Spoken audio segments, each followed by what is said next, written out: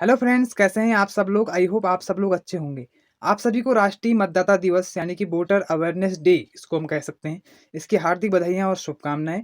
दोस्तों, 25 जनवरी 1950 को हमारे भारतीय निर्वाचन आयोग इलेक्शन कमीशन ऑफ इंडिया की स्थापना हुई थी। और भारत जो है एक लोकतांत्रिक परंपराओं को मानने वाला देश है। और यहाँ पर जो शासन है वो democracy, rule of the people, by of the people, for of the people के रूप में कंडक्ट किया जाता है। यहाँ पर तमाम प्रकार के चुनाव होते हैं, चाहे लोकसभा के चुनाव हों या फिर हमारे राज्य विधानसभाओं के चुनाव हों या फिर हमारे जो त्रिस्तरीय पंचायती राज व्यवस्था है उसके चुनाव हों। तो समय समय पर चुनावी प्रक्रियाएं संपन्न होती रहती हैं। तो फ्रेंड्स, मतदाता दिवस के उपलक्ष्य पर आज मैसेज यही देना चाहेंगे कि आप अपने मत का प्रयोग चाहे कोई भी इलेक्शन हो जरूर कीजिएगा। और लेकिन किसी के बहकाव में, लालच, प्रलोभन इत्यादि के बहकाव में आकर मत दीजिएगा। और किसी के भय में आकर भी अपने मत का प्रयोग मत कीजिए। या देखा देखी समाज, आप कहेंगे कि यार 50 लोग एक तरफ हैं, वो लोग कह रहे हैं कि इस पार्टी को जिताएंगे, वो लोग कह रहे हैं कि इस व्यक्ति को जिताएंगे। नहीं, ऐसा नहीं है।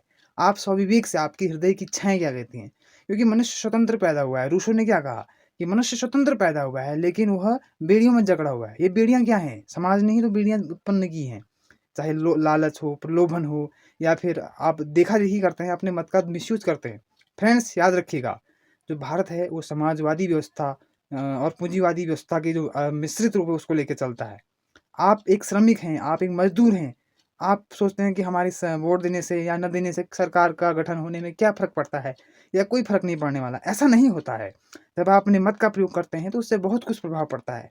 एक तो मतदान का जो परसेंटेज होता है वो कम या बाकी हो सकता है। तो इसलिए अपने मत का प्रयोग कीजिए। साथ ही साथ आपका मत कभी कभी सरकार बनाने या सरकार को गिराने में भी सहायक हो सकता है।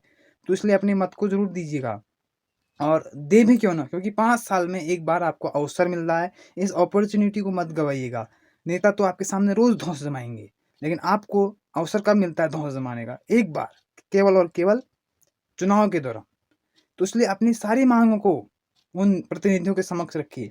और आप जितना हो सके पॉलिटिक्स का गहन अध्ययन कीजिए।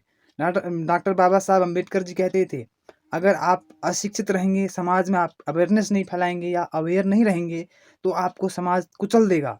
और नेता लोग, स्वार्थी लोग कभी नहीं चाहेंगे कि आप शिक्षित बने, आप चीज़ों को पहचानें, आप अवेयर रहें। यदि आप चुनाव के प्रति अवेयर रह गए, आप राजनीति की समझ लेने लगे, इंडियन कॉन्स्टिट्यूशन की समझ लेने लगे, तो आप स्वतः ही भुखमरी, निराशा, या फिर आप कह सकते हैं कि सामाजिक वंचना इत्यादि जो चीज़ें हैं, बुराइयां हैं, उनसे स्वतः ही दूर हो जाएंगे। और समाज को आप मोटिवेट करेंगे। समाज को भी आप इस हम कह सकते हैं कि इस अभिशाप से निकालने में सहायता करेंगे और भारत को एक नव राष्ट्र निर्माण की ओर ले जाएंगे।